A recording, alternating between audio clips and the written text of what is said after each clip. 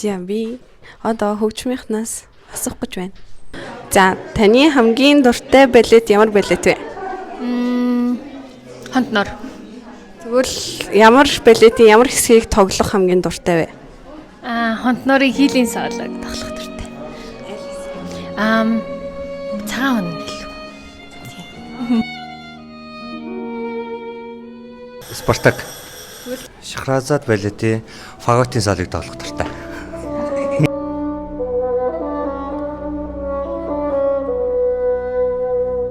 Нэг л эхлэх юм уу? Жизель.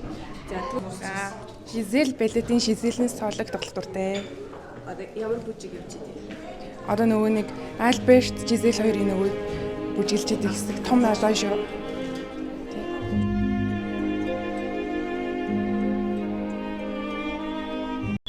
Ойлоо.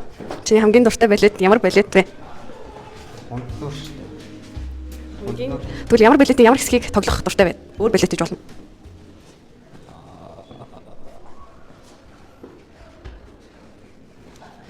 Юу юм бла? За чи бодоо. Ямар балет ямар хэсэгтэй? Хизээч тоглосон уйдахгүй тийм хэсэг. Юу цөмөнхөгийн сүүлийн код.